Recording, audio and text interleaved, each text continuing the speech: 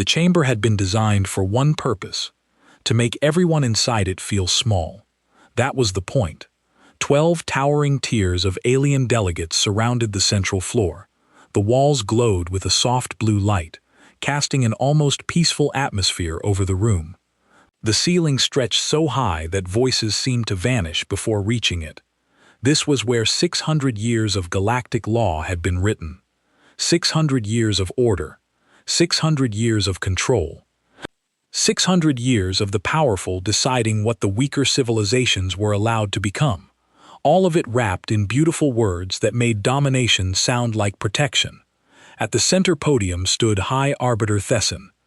He was tall, even by Velhari standards.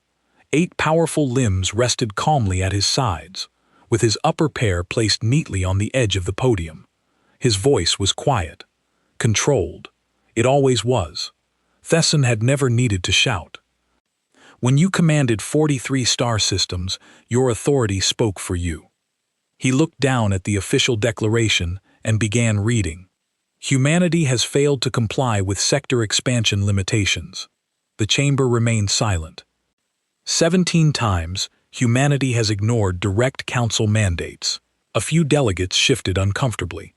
Humanity has, on 3 separate occasions, instructed council representatives to deliver responses to the Arbiter that, according to official records, were considered unsuitable for formal documentation. A ripple of nervous reaction spread through the chamber. Some delegates exchanged glances. Everyone knew what that meant. Humanity had insulted the council, repeatedly, and without hesitation. Thesson paused. Just one word, but he allowed it to hang in the air. Therefore, the entire chamber waited. Everyone already knew what came next. The punishment. The warning. The reminder that no young civilization challenged the oldest powers in the galaxy. Thesson finally raised his eyes. For the first time in 6 centuries, his voice remained calm. The Galactic Council will consider whether humanity's continued independence is acceptable. The room fell silent, because everyone understood the true meaning. This was not a discussion. It was a threat. But somewhere far away, beyond the reach of the Council's influence, humanity was already listening. And humanity had never been good at responding to threats. They had heard it before, 600 years of it. Therefore, the Galactic Council hereby declared a state of military correction against the human species. All human vessels found beyond designated sectors would be treated as hostile. All human colonies outside approved zones would be subject to Council jurisdiction. Humanity would comply, or humanity would be made to comply. Simple, clean. It had worked before. It would work again. In the observation tier, the seats for species without voting rights, the guests, the watched, a woman sat with a datapad on her knee. Her name was Ambassador Calloway, 50 years old, gray at the temples, with the kind of face that gave nothing away because it had spent decades practicing. She had been invited as a courtesy, a professional kindness. The council liked to watch the faces of the condemned when the sentence was read. She did not look condemned. She looked like someone taking notes at a meeting that was running slightly long. When Thesson finished, the chamber filled with the particular sound of 40-something alien species processing what they had just endorsed. Shuffling low tones, the soft clicks and hums of beings who had just signed something and were already moving their attention to the next item. Calloway raised her hand. Thesson looked at her. He had not expected that. "Is that everything?" she asked. "I want to make sure I have the full text." Not angry, not pale, not shaking, just checking. Thesson said, "Yes, that was everything." She nodded, wrote something down, and sat back. Thesson interpreted her composure as shock. He had seen it before, the way prey animals went very still when danger arrived. Dissociation, his psychological advisors called it. A short-term response. It would pass. The panic would come later when the reality settled in. He was wrong about what kind of animal she was. He was wrong about a lot of things, but that one would cost him the most. The declaration reached Earth 14 minutes later. The feeds carried it live, every screen on every continent, cafes and train stations and living rooms. Billions of people sitting with food going cold on their plates, watching a tall alien read out the terms of their own subjugation in a chamber that glowed soft blue. There were no riots, no emergency sirens, no governments dissolving in real time, no dramatic music under the broadcast. People watched, they talked. Some of them looked grim. Some of them looked like they were doing math in their heads. Then they went back to their lives, picked up children from school, filed work reports, ordered dinner.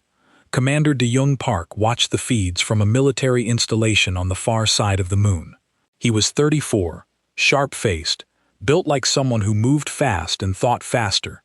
He had a coffee in one hand and a tactical file open on his desk. He watched his species absorb the news the way a boxer absorbs a body shot. Weight shifted, breath adjusted, still standing. He sat down his coffee, opened a new file, started typing. On the council's intelligence floor, a junior analyst named Veith pulled up the human media response logs. Standard procedure after a declaration. Monitor the target species for signs of organized resistance, mass panic, or political collapse. Any of these was useful data. What she found was none of those things.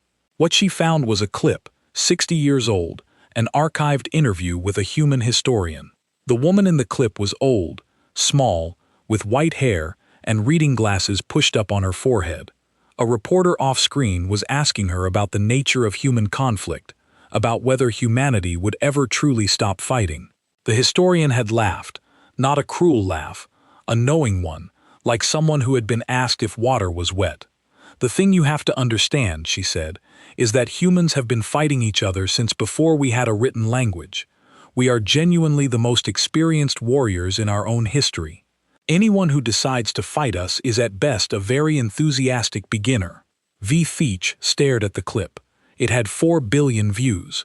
It had been posted 40 minutes after the declaration. She sent the report up the chain with a flag on it.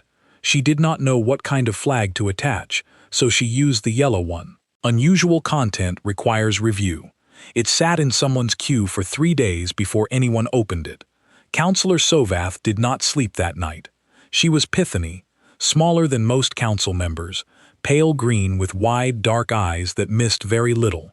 She had voted against the declaration alone 31-1, and she had been the one sitting in her seat while the chamber filled with the sounds of consensus, feeling something she could not name, settle cold in her chest.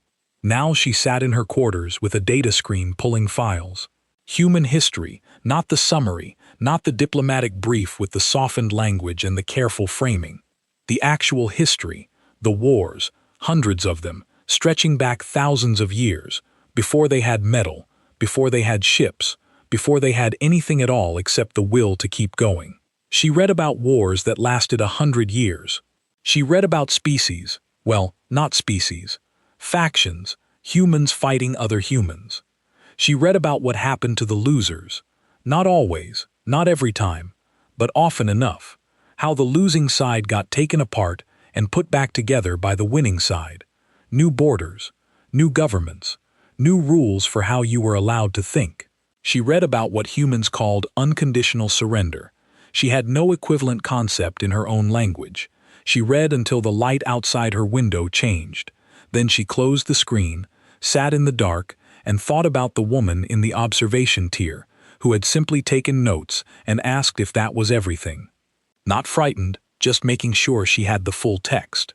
Sovath sat with that image for a long time. Outside, the chamber was quiet. The declaration was filed. The machinery of war, council war, the organized, certain 600-year-old machinery of it, had begun to move. She wondered if it knew what it was moving toward. Fleet Commander Orat 7 had done this 8 times. Different species, different sectors, different names on the declaration. Same architecture every time.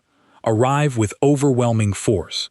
Open a channel, offer terms, accept surrender, administer the correction, leave clean, professional. The kind of war that didn't really feel like a war, more like a firm conversation backed up by a very large number of guns. He stood on the bridge of his flagship and watched the human outer colonies on his display. 3 of them, small, mineral-rich, far enough from Earth that they would feel exposed. That was the plan. Take the outer colonies first. Show humanity that the Council's reach had no limit. Wait for the political collapse to begin. It always began. The farther the outpost, the faster the home government buckled. He opened a hailing frequency. Waited. Nothing. Standard. Fear could do that. Scrambled the hands. Freeze the voice. He tried again. Waited again. The silence stretched. Then his sensor officer made a sound. A short, sharp sound that ORAT-7 had never heard from her before. "Commander," she said. "Human ships bearing 047. How many?" 31. He had 47. Good odds. Expected odds. The humans were outnumbered, outgunned, and fighting for distant rock colonies that barely had populations large enough to count. This was going to be over in an afternoon. The human ships were half the size of his old designs. Some of them working ships converted and armed in what looked like a hurry. He almost felt something close to pity. The human ships charged, not away, not sideways to create a retreat corridor, directly at the center of his formation. ORAT-7 blinked. "They're going for the center," his tactical officer said, voice confused, like he was reporting a weather event that wasn't supposed to be possible. "All of them. Direct line. Adjust formation. Tighten the flanks. Let them come." They came. What happened next happened fast. The human ships hit the center of the formation. Not like an attack, but like something pre-planned and patient. They split the moment they made contact. Small groups peeling off in directions his tactical model told him should have been suicide runs. They fired, but not at halls, not at crew areas. They targeted drives, weapons arrays, communication nodes, surgical, quiet, like someone who had studied the blueprints, because they had studied the blueprints. ORAT-7 found this out 40 minutes later, when the battle was over, and he was reading the damage reports, with the careful attention of a man who already knew he was not going to like what he found. Human researchers had published academic papers on Council ship design, open papers available in galactic archives written with the language of scientific curiosity. They had been studying Council military vessels the way a scholar studies an interesting problem. They had been doing it for years, not because they expected a war, because they were the kind of species that prepared for things the way other species breathe without thinking about it, without stopping, as natural as anything. The losses sat on the report like something ORA-7 didn't have the right word for. Humanity had lost 11 ships. He had lost 9 with 23 more damage, to the point where combat was no longer an option for them. On paper, his numbers were better. He had won. Technically, he still had a fleet. The humans had taken heavier casualties. He ran the math. Then he ran it again, because the part that bothered him wasn't the numbers. The part that bothered him was what happened after the losses. His own ships, the ones that had taken damage, the ones where crew had died, had pulled back. Standard response.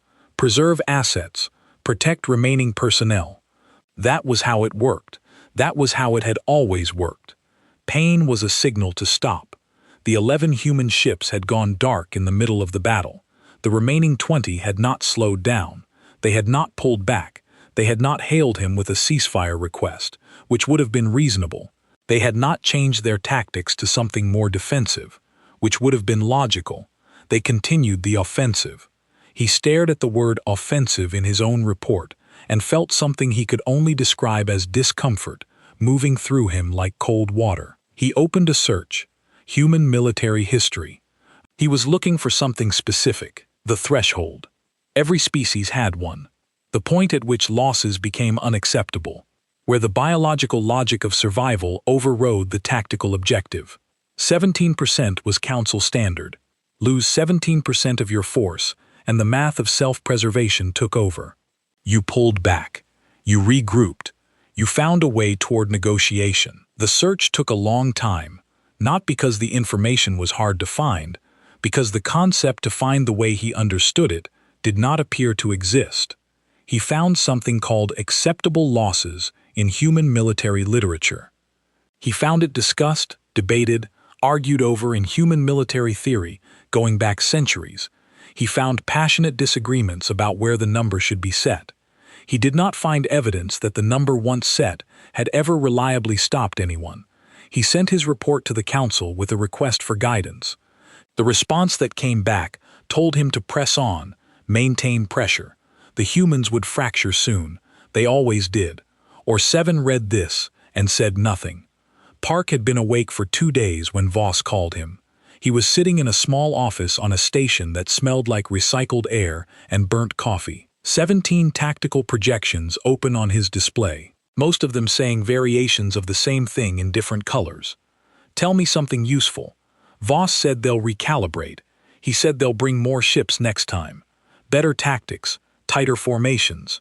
They're not stupid, but they keep thinking this works like a standard war of numbers.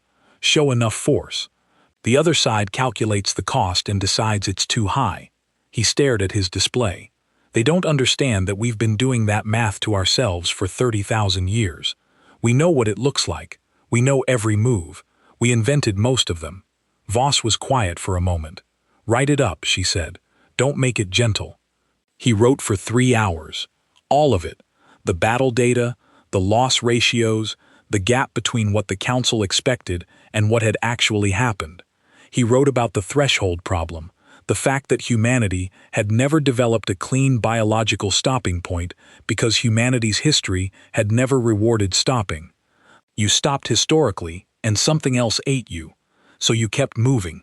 You got better. He sent it to Voss at 4 in the morning. Then he sat back and looked at the ceiling and thought about what they were actually doing here, what the council had actually started. Not a suppression operation, not a firm conversation backed by guns, something older than that, something that had its own momentum now, its own weight. He thought about Orth 7's report, which the council's intelligence division had been careless enough to let leak into the analyst networks. He had access to the part about the human ships that didn't slow down. He thought, they have no idea. Not a comfortable thought. He got up, poured the last of the terrible coffee, and went back to work. Sovat stood before the council chamber and made her first formal objection. She had prepared it carefully, structured it as a tactical concern, not an emotional one, because emotional concerns got noted and filed and forgotten. She laid out the loss ratios. She laid out the adaptation data, the speed at which human forces had counter-developed in a single engagement. She laid out the historical record, the parts she had read in the dark, and she presented it all with the measured language of someone who very much wanted to be wrong. 31 votes, 1 abstention, 0 in her favor. Thesson thanked her for her contribution. His voice was the same temperature it always was. He said the data was incomplete. He said one battle did not establish a pattern. He said the humans would break, as all species broke, when confronted with the full weight of council force. Sovath sat down. She looked at her hands for a moment. Then she looked up at the chamber around her. The glowing walls, the high ceilings, the certainty built into every surface. She thought about something she had read, a human military saying very old. She could not find its exact origin, which told her it was old enough that it had stopped needing one. The first casualty of war is the plan. She folded her hands, waited. 6 months in, the Council's Intelligence Division produced a report. It was 412 pages long. The cover was formatted correctly. The sections were numbered. The data was organized with the kind of precision that made it look like everything was under control. Reports that long, that organized, were usually signs of confidence. This one was the opposite. The summary paragraph read in part, "Humanity does not appear to distinguish between acceptable and unacceptable losses in the manner consistent with all previously catalogued spacefaring species. Behavior under sustained military pressure does not match established models. Further study is strongly recommended." Fassan read the summary twice. Then he called the intelligence director into his office and asked her to explain what does not match established models meant in practical terms. The director was a Velhari like him. She had held her position for 30 years. She had written 3 of the models being referenced. She stood in front of his desk and was quiet for a moment in the way that people are quiet when they are choosing which part of the truth to hand over. "They're getting better," she said. "Every engagement they counter our tactics faster than the previous engagement. The response time is compressing. What took them 3 weeks to adapt to in the first month, they're now adapting to in 4 days." Fessin waited. "That's not how this works," she said. "Under sustained pressure, species degrade, resources deplete, morale drops. The timeline to collapse shortens as losses mount. That's the model. That's been the model for 6 centuries because it reflects how living things respond to threat. And the humans," she looked at him. "The threat seems to be making them sharper." The xenopsychology team filed their supplemental report 2 weeks later. It was shorter, 30 pages, written in the careful language of scientists who have found something they don't entirely want to have found. It noted that human evolutionary history was, by the standards of any other spacefaring species, extraordinarily violent. Not violent in the way large predators were violent, explosive, territorial, seasonal, violent in the way that only happened when intelligence and aggression and social complexity collided over thousands of years without resolution. Humanity had been fighting humanity for so long that certain responses to crisis had stopped being reactions and had become, in the team's careful phrasing, productive habits. Stress, existential threat, the pressure of conflict. For most species, these were signals to slow down. For humans, the neurological data suggested they functioned as accelerants. One researcher had included a footnote that read, "We want to be clear that we are not describing a pathology. The human stress response under threat conditions appears to be functioning exactly as it was shaped to function." This is perhaps the most concerning element of the findings. Fessin read the footnote 3 times. He was not a man who frightened easily. He had held power for 2 decades by staying calm while other people panicked. Calm was his instrument. He set the report down and was calm. Then he pulled up the tactical display and was calm while he looked at it. 14 sectors under active human pressure, 6 council relay stations dark, 2 supply corridors that had been rated as secure 3 weeks ago, now marked amber. He was very calm. 3 council species formally requested ceasefire negotiation. They were the ones closest to human space, the ones who had been watching the war less as a distant political event and more as something happening near their own systems. Their representatives came to the one after another in different weeks, with different language, and said the same thing. "This is not progressing the way we were told it would progress." Fessin refused each one. He refused them the way he refused everything that contradicted his reading of events, calmly, thoroughly, with data that supported his position and dismissed theirs. Sovoth watched him do it. She had stopped bringing formal objections. They accomplished nothing except putting her name on record as the person who had been correct, which was a cold comfort. Instead, she watched and she read and she thought. She went to see Fessin privately one evening. His office was empty of other staff. She found him at his desk looking at the tactical display with the particular stillness of someone who was working very hard to feel less worried than they were. She sat across from him. "I've been reading their history," she said. "Their wars. Not the summaries, the actual accounts." Fessin said nothing. "They have a concept." She said, "No good translation exists in our language. The closest I can get is the decision to accept any cost in order to reach a specific outcome." She paused. "Not a reckless decision, a calculated one. They have entire military and philosophical traditions built around it. Schools of thought. They argue about when it is appropriate, what safeguards should exist, how to avoid its misuse." Fessin looked at her. "They argue about the ethics of it because they know they are capable of it." She said, "That is the part I keep returning to. They know what they can become, and they have built entire systems of thought to manage it, because without those systems they do not trust themselves." The office was quiet. "We declared war on the species that does not fully trust its own capacity for violence, and then we gave them a reason to use it." Park had not slept properly in 3 weeks. He was used to short sleep. He had built a career on short sleep and fast processing, and the ability to see 3 moves ahead in situations that looked like chaos. But this was different. This was the kind of not sleeping that came from knowing something and not being able to put it down. He had 17 projections running. All of them said variations of the same thing. He called Voss at a time that was unreasonable in every time zone that mattered. She picked up on the second ring. "You've run the long models." She said it was not a question. "Every version," he said, "every assumption adjusted. Every variable shifted. He stopped. "Say it," she said. "They don't have an exit.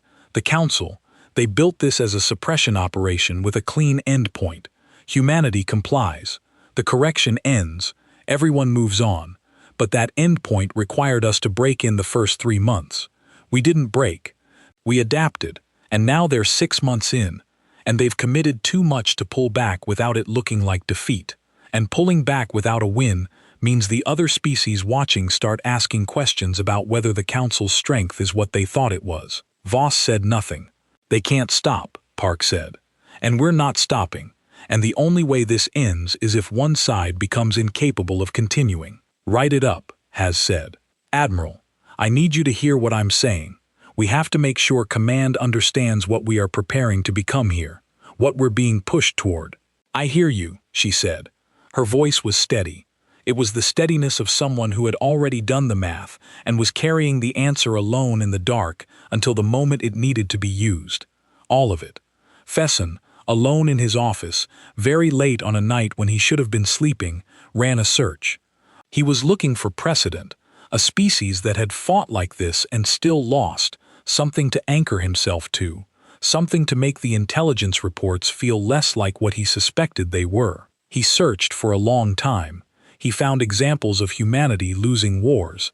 Then he found what happened after. In every case, every single case without exception across thousands of years of documented history, the defeated side reorganized, changed shape, came back. Sometimes it took a generation. Sometimes it took 100 years. But the losing side never simply accepted losing and remained lost.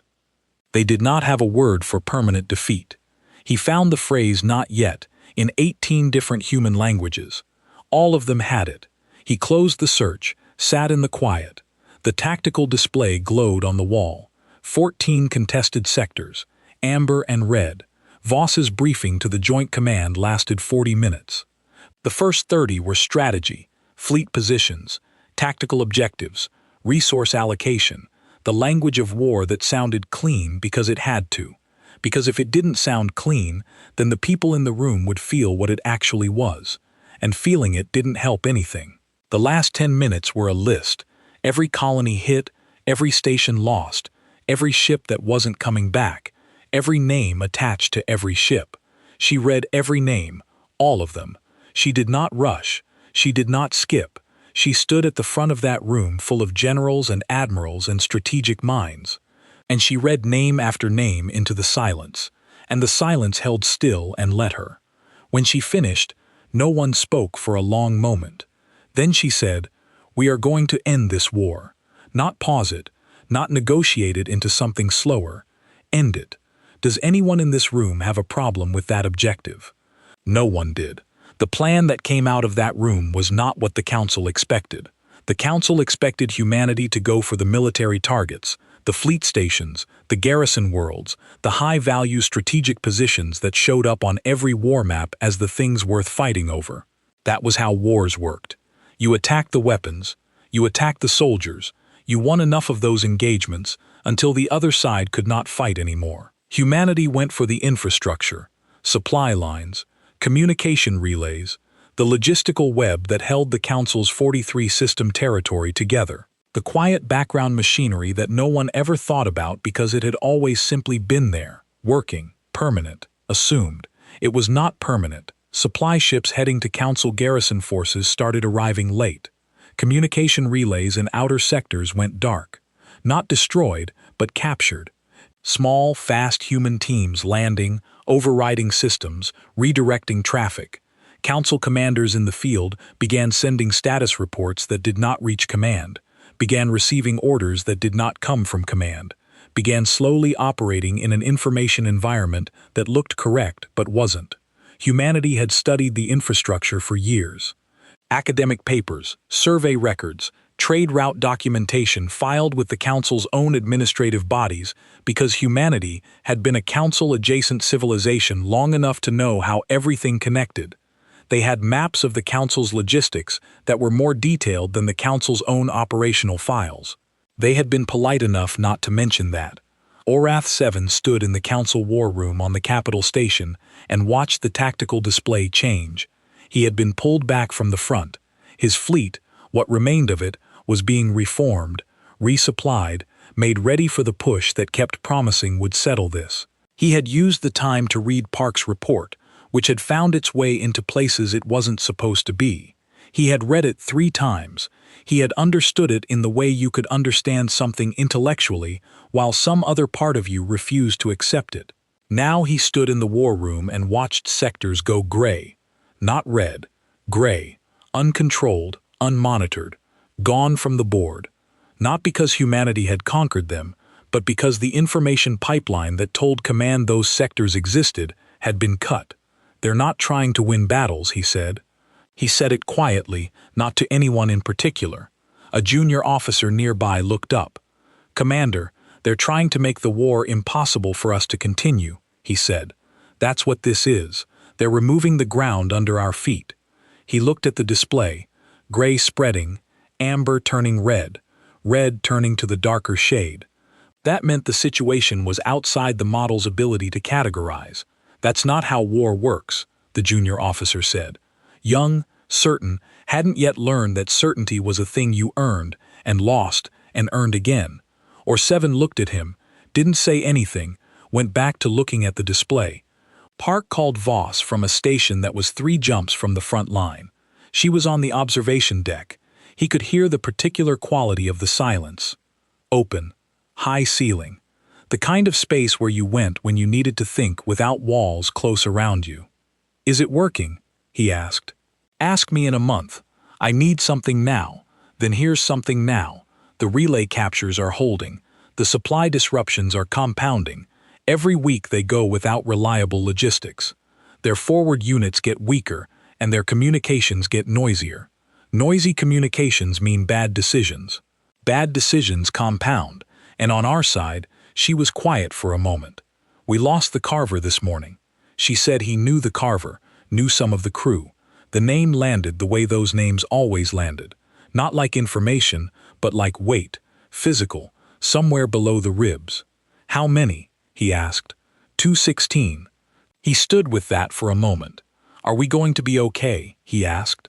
He knew it was not a tactically useful question. He asked it anyway. "Define okay," she said. It was a short, tired sound, the laugh of someone who had asked a question they knew had no good answer, and received the exact confirmation they deserved.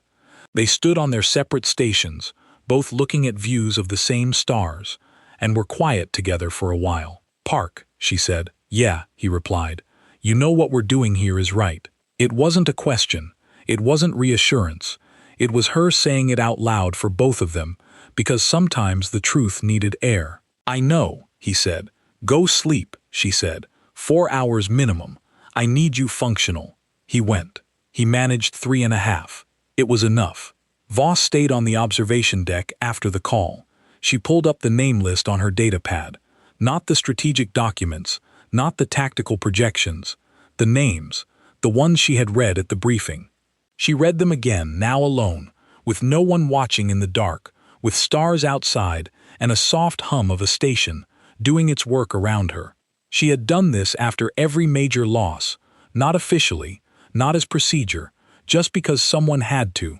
She was not someone who cried easily. She was not someone who showed the weight in public, because the weight in public became everyone's weight, and everyone carrying it together slowed things down. She carried it in private at times like this here, where no one needed anything from her for 5 minutes. She read the last name, closed the file, stood there a moment longer.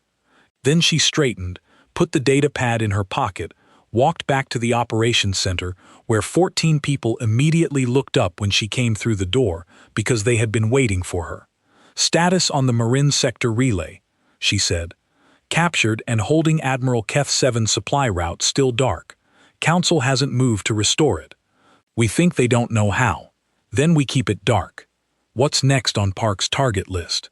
And she went back to work, because there was always work. Because the work was the point. The work was the thing that made the names mean something. She went back to work. Fesson committed everything. It was not a decision he made in haste. He sat with his war council for 3 days. He reviewed the reports, the projections, The lost tallies, the increasingly alarming intelligence summaries, written in the careful language of people trying not to say the word losing. He listened to his generals, and his admirals, and his strategic advisors. And then he made the only decision he could see that led anywhere other than the slow, grinding, visible collapse of everything the Council had built. He committed every reserve fleet, every capital ship that could move, every resource, every political credit, every weapon system that wasn't already deployed. The entirety of what 6 centuries of galactic authority had accumulated. His advisors called it overwhelming force. He called it enough. He had built his career, his identity, his entire understanding of how power worked on the certainty that enough was a thing you could calculate and deploy and rely on. He was wrong, but he did not know that yet. The human fleet was exactly where his intelligence said it would be.